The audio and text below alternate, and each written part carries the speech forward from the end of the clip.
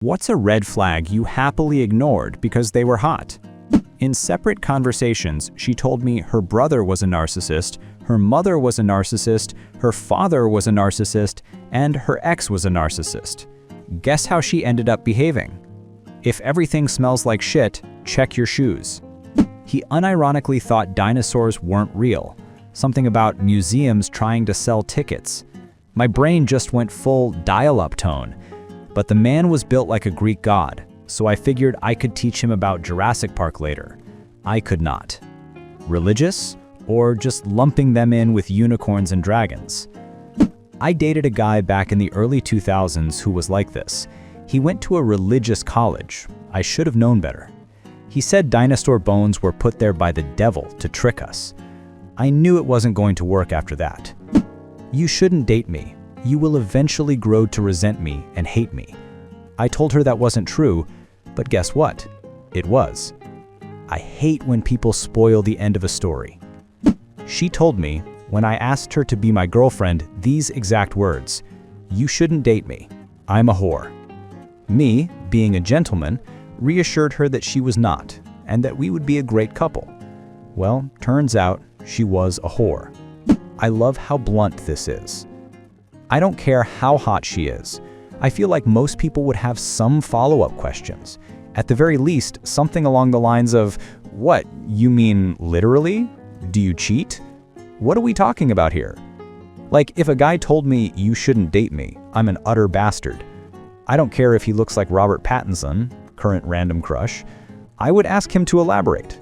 I mean, I would probably definitely date him anyway, but we are going to have a conversation, goddammit. She broke into my house twice and woke me up climbing into my bed and grabbing my penis, so I had rather aggressive sex with her. The third time she broke in, she came with a .44 Magnum revolver. Oh, geez, that's a mild escalation. Mild? So many. But they weren't even hot. They just gave me attention. Real. LMAO. I've gotten to the point where I don't even care about looks. As long as they at least look like they take care of themselves and give me attention, I will fall for them. She used my laptop to get a payday loan to buy Coke before we left my apartment to go get dinner. Wow, that's a really big flag. Extreme insecurity.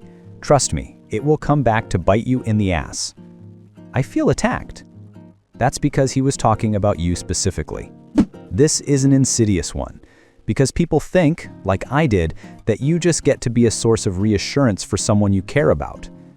I would happily tell my ex every day that she was beautiful, and do things for her to make her feel more secure. The problem was, anytime I'd have a bad day, or any kind of negative experience, she'd find a way to make it about the fact that she wasn't a good enough partner. It was very difficult to feel emotionally dysregulated, and then have to put that aside to comfort someone else. No amount of reassurance was ever enough either. Also, insecure people, when they get close to you, can sometimes start to feel more and more scared about losing you, so they make sure they have backups. It's not like it automatically translates into a more loyal partner. People romanticize the idea of being a rock for a person who doesn't value themselves, and I'm sure there are situations where it goes well, but in my experience, it was pretty damaging. Hi guys, if you like my video, please just subscribe, drop a like and tap the bell so you won't miss the next video. I'm already working on a new one for you, so see you. She was super quiet. Found out later it was because she was very depressed. Found out later that I am not emotionally equipped to be with a clinical depressed person. Edit. I want to add to this because it's getting some traction. If you're clinically depressed, you still deserve love and commitment. You can absolutely find the right person out there who will be a good partner and improve your life. Depression is not a red flag for everyone. It just is for me. I simply wasn't that person. I have anxiety issues of my own and found that me and that particular ex were just bringing out the worst in each other in spite of our genuine affection. She found someone else and got married and had kids after we broke up. She is much better off, and so am I. Whenever she stayed over, she would leave at 4 a.m. to go home because her housemate would be suspicious if she wasn't home. Well, turns out the housemate was the boyfriend who got home from work at 5 a.m. They're still together and have a kid and live one suburb over from me. The lying, misleading, deceitful behavior and manipulation. Dealt with it for 3 years, and it has been almost 2 months that I have been set free. Hardest part is walking away. Aftermath is always a relief. Not an immediate red flag, but one that you should pay attention to over time. Never letting you live down mistakes, even after apologies were made. You swear you both hashed things out together, but it keeps getting brought up sometimes years after the fact. Selectively choosing to forget that apologies had been given, but pretending you didn't. Or admit you did, but say it didn't count because you didn't really mean it. Elaborate humiliation rituals. Takes a while to realize sometimes because you do it thinking you'll save the relationship at any cost. Turns out they were just doing it for punishment, and you were never really going to be forgiven.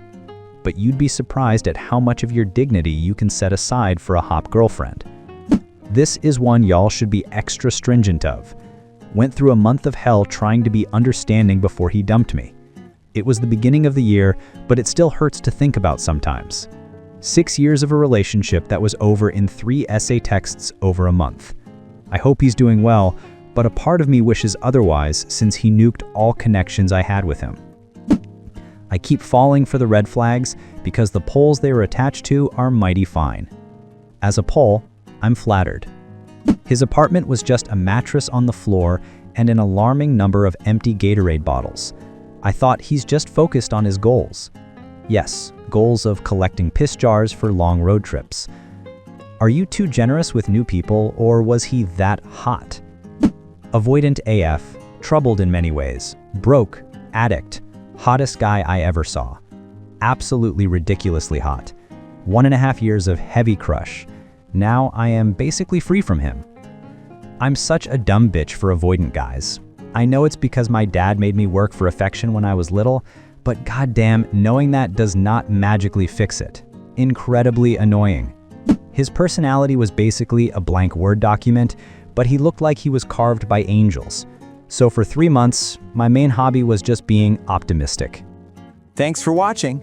Write in the comments if you ignored any red flags because the person was super hot.